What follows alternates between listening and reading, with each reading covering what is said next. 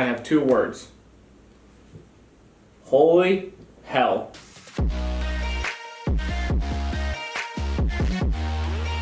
Hey gang, I'm Will. And Chase is who I am, and welcome back to That's Just Whack. Loki. Season 2. Wrong video format. So this is the pre. We haven't done one of these before. We filmed one before where that video is never going to see the light of day. Basically, this portion of the video, I'm going to close my laptop for a second to motion better. This portion is the pre. You will then later see us jump cut to the post where we talk about the last episode. So up until a certain timestamp or chapter in the video will be us just talking about the going into episode 6.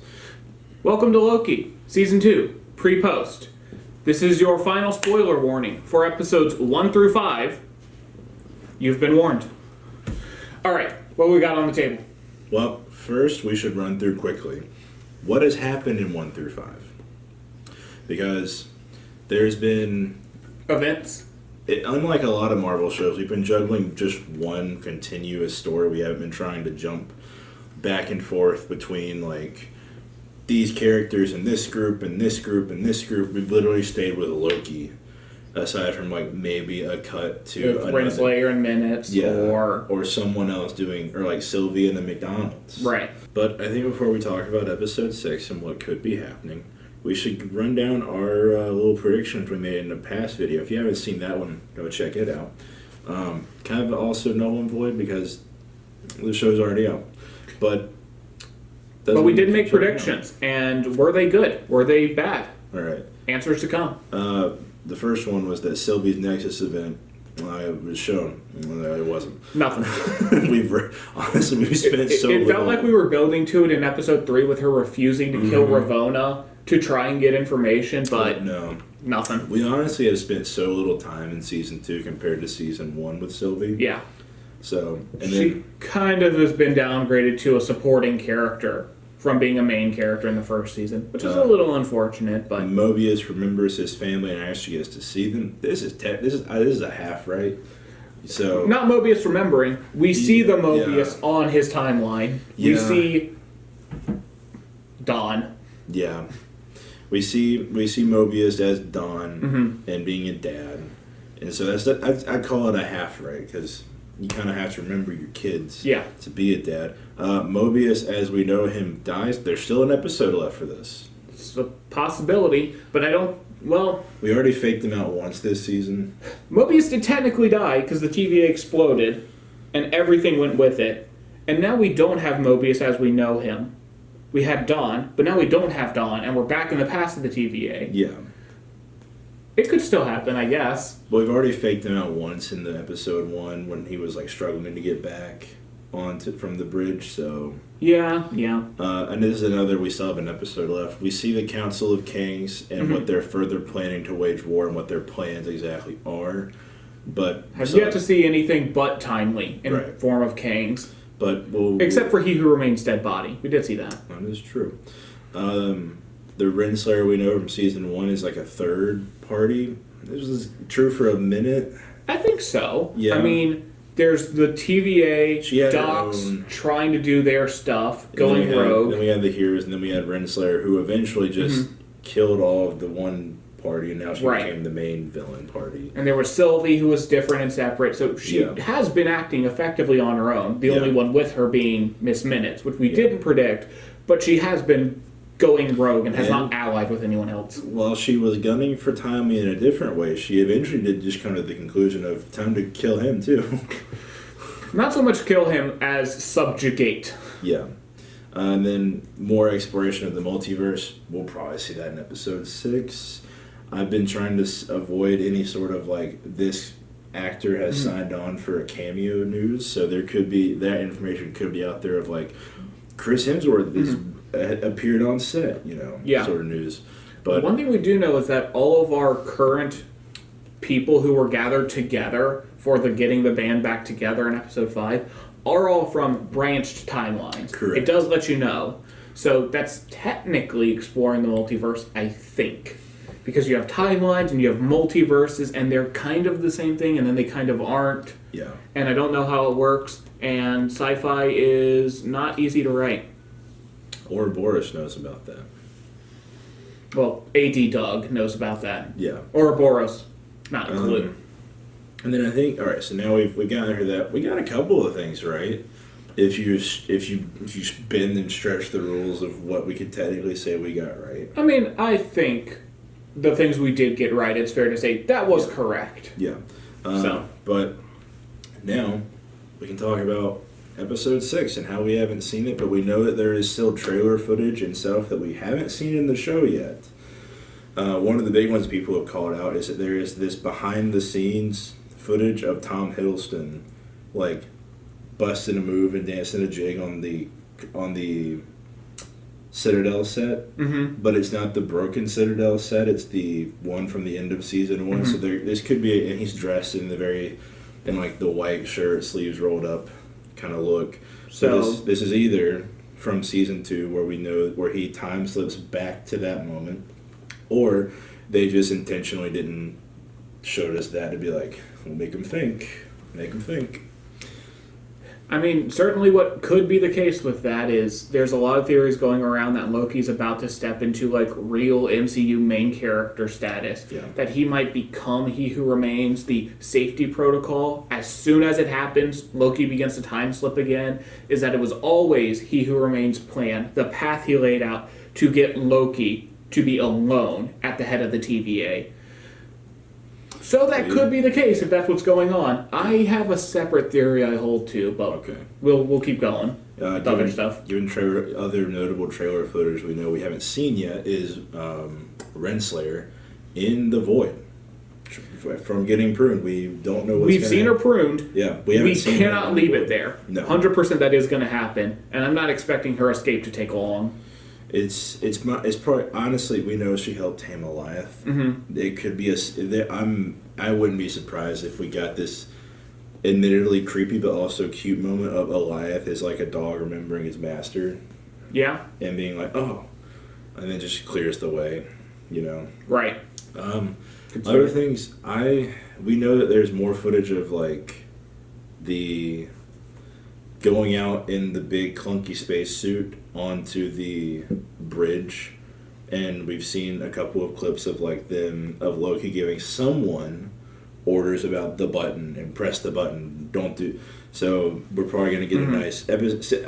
I expect part of episode 6 to be like a montage of we'll keep trying to get it right. We can't get it. He time slips back to do it all again. Right. Kind of like a Fire Emblem when you use Divine Pulse to just keep going back and forth. Alright, that didn't work. Alright, let's try something slightly different. Yeah. But it's Fire Emblem Engage, where you have unlimited Divine Pulses. You're really alienating the people who are here just for MCU content. Deal with it. We're multivariate personalities. You can be too. We're not multiple personalities, we're many personalities. So, with everything we've got, I think the biggest standing theory most people have been talking about for what we're getting for episode 6 is Loki either becoming He Who Remains and becoming the head of the TVA and it getting revitalized with him at the top, or him going back to the Citadel before He Who Remains died and changing the course so that He Who Remains lives. Because it did felt very strange to see his dead body sitting there. It felt like a reminder that he's around. And per contracts, we're pretty sure Majors has one more episode. Because he was contracted for 3, and he's only been in 2. I just thought about this. Go ahead and give your just now thoughts. This is a weird one. Okay. It's not perfect because I literally just thought of it.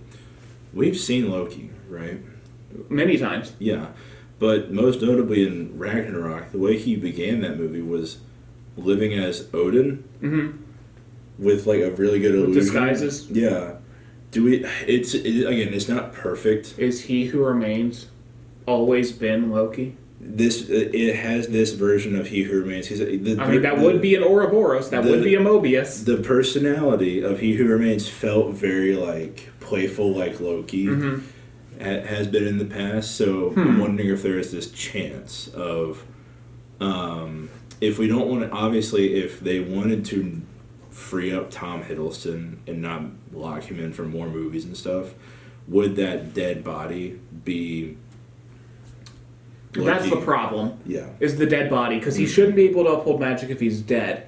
It could be a continued illusion and he never did die and he faked a death. Yeah. But that one's a bit harder to do. But with Loki, he could do it. It's interesting. I kind of like that. Yeah. Here's my thoughts, and this is from the MCU storytelling perspective. The thing that Loki is setting up is Kang Dynasty. And that's what I always look to, is what is this setting up? If Kang Dynasty is to happen, Kangs need to exist, and they need to be able to form a council. The whole idea of the TVA was to prevent Kangs from existing, to let one Kang exist, and it's he who remains. That's why Season 2 has been a problem, is because if they don't get things at the TVA under control again, as awful as pruning branches seems to be and how many it kills, it seems like it might be a necessity so you don't get a horrid tyrannical dictator ruling over multiple universes. So, if the goal is for this to set up Kang Dynasty, my thought has always been this can't end happy. This can't end with a TVA in place doing its job. Because you need to have the chaos, you need to have the multiple branches for those Kangs to come from. This is an Empire Strikes Back ending, not a New Hope ending. Right. Yeah. So, if you go forward with that idea, Loki cannot end as He Who Remains, back on top with the TVA doing what it does again. So, my idea has always been that this has to end in something akin to a failure. I'm not sure where it goes, but my exact thoughts are that that isn't what we're working towards. I could be wrong, and the idea could be the balance we're striking is that a set amount of branches are allowed to exist. We increase the capacity of the loom, and now we've got, this 100 branches that can exist and run separate to each other. And there's the old sacred timeline in there, but then there's everything else. And the Kangs in Kang Dynasty can come from those, and it limits the scope. But we saw the Council of Kangs in Quantumania, and it's a lot more than 100. Yeah. So that's an idea. I don't know if that's where we go, because that could be the happy medium. Some branches exist, but not all of them do, and it could lead to Kang. But where I'm probably at right now is just looking at the pieces that have been laid. Things like the reminder in Episode 4's intro or Episode 5's. It gives us that scene from Season 1 of He Who Remains. I paved the way. A reminder that up until then, he had done everything to get Loki and Sylvie to this point. It's reminding you, the audience, that he's had a hand in the plan, almost to say, what else has he planned? And then you've seen Loki start time-slipping with the warning, and it seems like that's the contingency that was set up in the TVA, was for it to being Loki to do it. Yeah. And him turning into becoming who remains, it works thematically, I can see it. Because after his talk with Sylvie in Episode 5, why do you want to get them back? It's for the greater good. No, be honest with yourself. It's to save the TVA. No, be honest with yourself. I want my friends. I don't want to be alone. And she's like, what about their freedom? What about their choices? And that's what gets him to almost give up on the idea until they come back and it's like, no, this is something that has to be done. And as he watches the world dissolve around them, he gets that renewed energy to go back and try and do it. Once all of them go away and pass on, where would that leave Loki, an immortal? He would be He Who Remains. After everyone else is gone, Loki alone is a He Who Remains. The naming thematically makes sense for this looping structure. And obviously with the names Mobius or Ouroboros, we're clearly meant to be looking at loops and where things start and end and how it's the same point. So thematically it works out so well. I don't think it does so much for setting up Kang Dynasty, but if the move is that it's a loop but we've traveled forward, there's options. Well, one thing we have to remember is that it may have been rewritten and reshot to not set up Kang Dynasty given what's currently going on. And that the news making the rounds right now at the time of this recording is that Marvel is looking to pivot and shift to Doctor Doom instead of Kang. There's rumors. There's no evidence. There's no evidence. And I'm but, skeptical. Well, you've been skeptical before, and you've been wrong about Marvel and news and rumors. I'm allowed to still be skeptical. Yeah. But it also could have been rewritten, reshot. I'd have to go back and look if there was ever headlines of Loki. Obviously there was a delay at some point. But if it was delayed for reshooting, reworking the script, etc. But I don't know if there's much more to talk, because this show is hard to predict. Right. We can say very general things of Mobius will eat key lime pie. And that will be correct, probably. There's a decent chance, I'd say. Get ready. Here comes episode 6. We'll see you in a minute.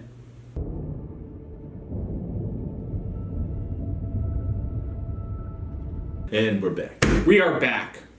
Episode 6. I have 2 words. Holy hell. Episode 6 was probably some of the best Marvel anything. It was so incredibly good. It subverted all my expectations. The big thing we need to talk about, we'll bounce around to smaller things, but the big thing. I mean, you got to bounce around if you're talking about Loki. He was bouncing around. Loki is now officially in the MCU, the god of stories. Yep. No longer, he hasn't been the god of mischief for almost 10 years now in comics. He has been, but he's not been, but he is now, so it isn't. No, in comics. Yeah. He's been the god of stories for about 10 years now. But now officially god of stories in the MCU. And I think what really upgrades people. What really shone through this episode and this whole series really was the fact that they weren't tied down as much as you may think they are with the concept of the TVA and timelines and sacred timelines. A lot of it was just like, it's so removed in a way, just go for it. And I mean, people have been giving Marvel grief about the writing, the acting, the CGI. I thought it was all pretty on point here. All of it was so good. At least to my not trained eyes for CGI. You're more trained CGI. than the average person. I am not for CGI. Writing and like costume designing. I went to school for this. And gosh, and all the costuming, Loki coming back into his almost original it was a lot appearance more muted, with the horns. A lot more muted. But this time the wasn't horns as being the regal. same marble that makes up the Citadel at the end of time. It wasn't gosh. as regal as his other appearances have been, was the main thing. Right. He finally got a throne. The throne he doesn't want now. No. Golly. I mean, just the overall arcing story that they told about him finally getting to the point of him not wanting the throne anymore. Yeah. And he finally gets the throne. He finally gets his glorious purpose. But, as he said, back in 2012, burdened with glorious purpose. This time there is no glory in it. And He's burdened with purpose. What I loved is that the fact that we got more of He Who Remains. I think... Gosh, he was so menacing.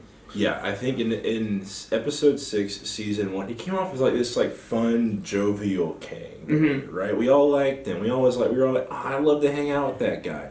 He was so, in a way, kind of like Satoru Gojo. When you first meet him, you're kind of like, oh, he's fun, he's kooky, he's apparently really powerful, but he's probably not gonna kill me, you know? Sure. But then you slowly unravel and pull back the mask on, oh no, it's more terrifying that he's this jovial about everything. Right. When he's got this much power. Him setting up Loki's choices of either you go out there and you do that on your own, or you kill Sylvie and we keep this circle running. Yeah. Was so intimidating. Yeah.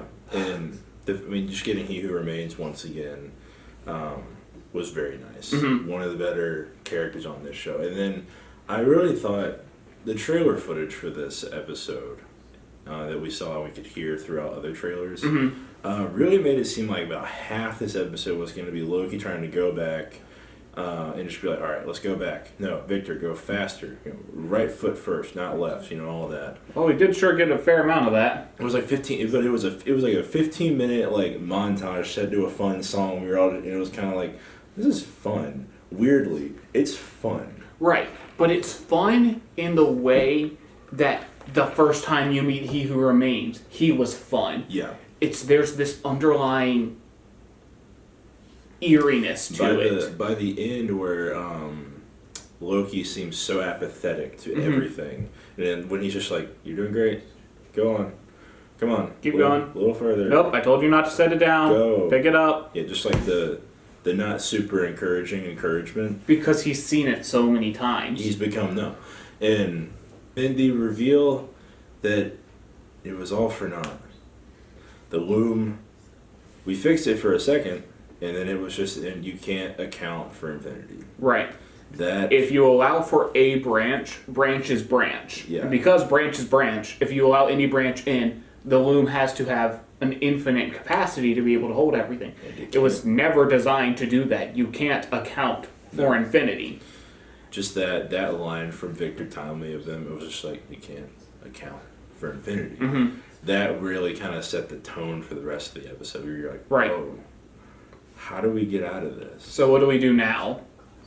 And he realized, got to go back to where this all began. Before we started allowing branches to exist side by side, back to He Who Remains before he dies, we need to try and convince Sylvie. She's not letting up. So what's the other option? We'll turn to the other guy in the room. I think when the moment I realized where we were going was when Loki stopped and paused time. When he did it himself, I was like, oh. Yeah. I see what we're doing here. The moment I see everything sort of freeze, I'm like, he did the thing! King, He Who Remains told him. They're like, oh, I thought you'd be at that level by now. And this, and then going forward, we see him return. He just walks out. They're like, Loki, no, you can't do that. And then he realizes, when he first grabbed one, it was like, oh, there's life. He lets go. There's no life. Grabs it again. Holds on. The life remains. And that's when we kind of realize we now have to hold it literally. Pull the strings together. The entire thing together. Make the new Yggdrasil. Yep. That was such cool. Because they introduced the concept of branches to us in the first episode. Yeah. But I never thought of it as like branches of a living plant, right? I thought of it like branches of a government, branches of a business. So cool. The mention in the first Thor movie of like, oh, this is one of the 9 realms, always felt weird. Because I was like, what's the how does that correlate to the rest of the universe? Yeah. But then now, Yggdrasil is literally the sacred timeline. Yggdrasil's not the sacred timeline. Yggdrasil is a swarm of timelines being held together in perpetuity by Loki. If it was just the sacred timeline, he could have let the loom do its job and just, alright, cool. We kill Sylvie. We get back to just one timeline and we're good to go. This does make... It's him holding a bunch of timelines together. Yeah, and this does leave Loki in an interesting point of, like, again, the freedom that the writers and creative team have of just, like, if he doesn't come back for anything else, we're satisfied. It makes sense. We know where he is, and we're like, he's holding the whole universe together. The whole everything is being held together by Loki. But if he does come back, then it kind of sets up this, we're on a time crunch, we're on a time limit, because if he's gone for too long... And see, that's the thing is, I think that as much as they could leave him out, him now being the god of stories, sitting in the center of Yggdrasil, holding it all together, is exactly the key driver we get for what we're setting up, which is next, Kang Dynasty. We talked a little bit in our theories about how this had to end, and I mentioned that this has to end with the TVA not existing in its current form, or at least as it was in Season 1. It cannot be pruning branches because we need the opportunity for the other Kangs to arise if you want Kang Dynasty to happen. I didn't know if this was going to end with our heroes from the TVA scattered across timelines in the past, sending the message forward, or stuck on a branch timeline, a dying timeline. None of my theories were exactly correct, but the core was still there. The TVA exists. You used the right generic words to be correct. But what the TVA is now doing is it's basically a Kang monitoring agency. Yeah. Now, you have perfectly inverted what the TVA does. They used to take orders from a Kang, unknowing of what they were really doing, prune other timelines so that there was one to stop other Kangs from existing. Now, they take kind of knowing orders from Loki to hold other branches in time, and what they do is monitor Kangs to ensure that they don't know that the TVA exists, because there's a very powerful resource right here that any Kang would love to snatch up and gain control of to put himself in the seat. Which means that the TVA is now a Kang stopping agency and a Loki protecting one. Their goal is to stop Kangs from getting to Loki. Because if they can get to Loki, a Kang has hold of Yggdrasil. A Kang has hold of the branches, and he can just choose to let some of them go and die. So I love how we've done this perfect inverse for what the TVA's goal and function is. And we got ourselves a good reference to what's going on, kind of, in the greater MCU, with one of the Kangs going a bit awry and 616 dealing with them. Which is our perfect segue into, well, why is it the 616 heroes who are dealing with Kang? It's because the 616 heroes are the ones they know who have dealt with a Kang. They've seen it. So. 616.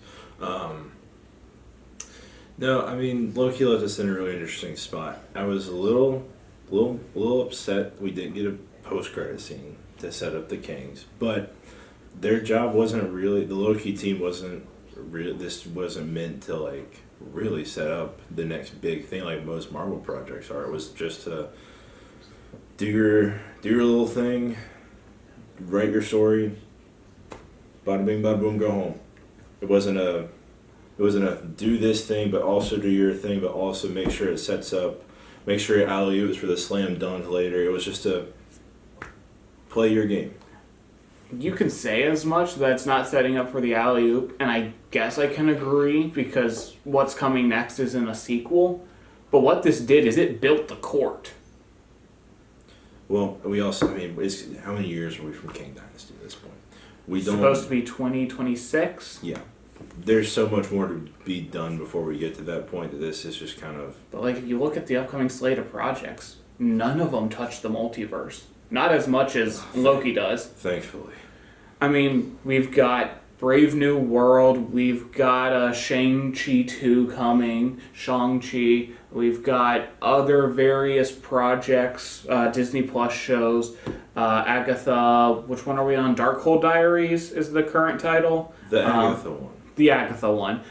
Echo's coming up, and Ironheart, and Armor Wars, and none of it, as far as I'm aware, should be touching the multiverse to the extent of what we're getting with Loki. Yeah, I think in a way what King Dynasty would do then is kind of come out of left field. Really take you, like when you sit down, you're like, all right, how did we get here? And just kind of bulldoze its way into being a big deal.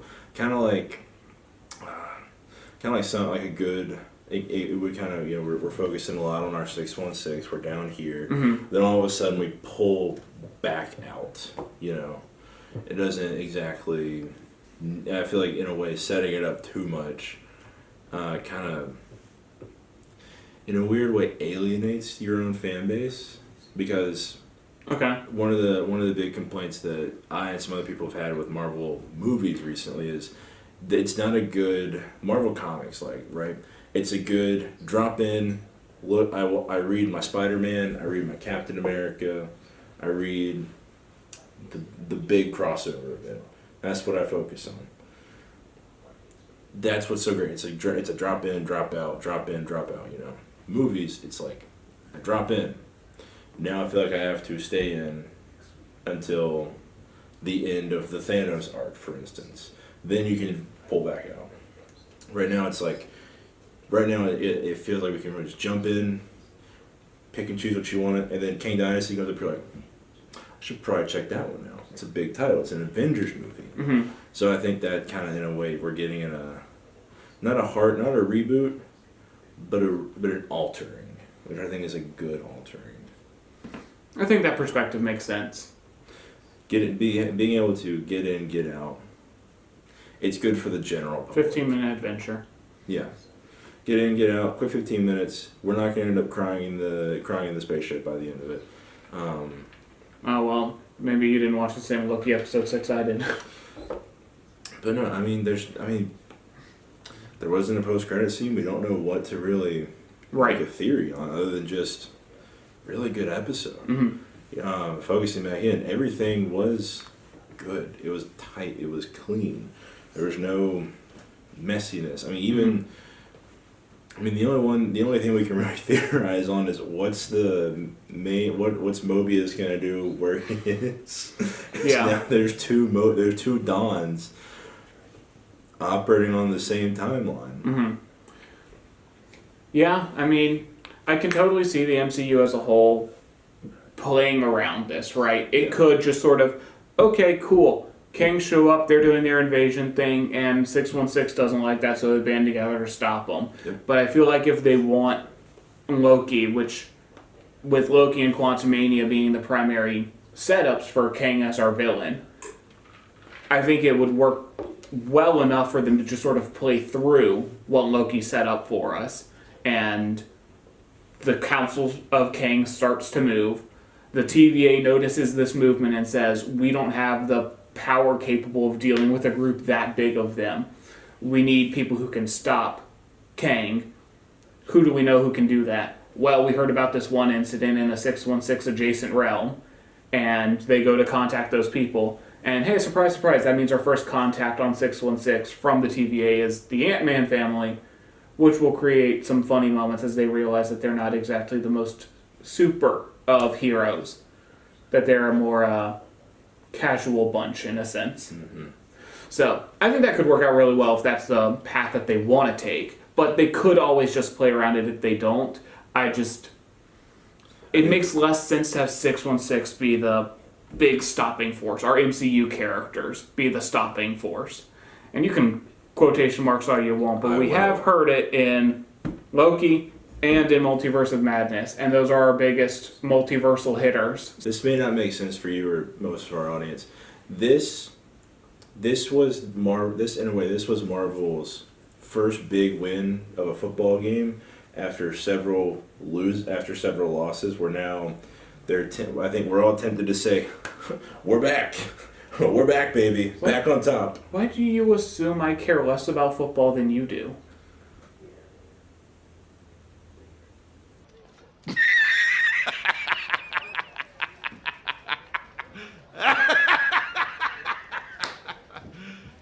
You serious? But this is like that. I think we're all tempted to say, we're back, baby. Back on top. Best superhero stuff in the game. But the next big game could be a flop. But that remains to be seen, because we have more movies to watch and more stuff to film. We'll have to hold out as other projects come up. An Echo trailer released to, I wouldn't call it thunderous applause. I haven't even watched it. I've seen the trailer at least. I haven't even seen it. And then beyond that, more projects to come in 2024. Gosh, we're already at the end of 2023. You say more products. The one we know that's happening because of all the shifting around dates and all of that is Deadpool 3, which is another one that seems to be diving into a bit of multiverse. But it's probably going to be more focused on Deadpool's multiverse and him jumping to our main timeline, right, rather than Kang stuff. Or if there is Kang mention, it'll be a very offhanded joke, which will be very funny. Classic Deadpool. Wolverine's back. We're getting a lot more stuff that needs to be in there that's not. Mm-hmm. But now we're going to start rambling if you just let us keep going. Right. So, now's the time to remember, as always, that that's just whack. And also to like, comment, subscribe, even ring that bell for notifications, because we do upload videos. if you feel so inclined. But you should. Anyways. As you should. But anyway, we'll see you next time.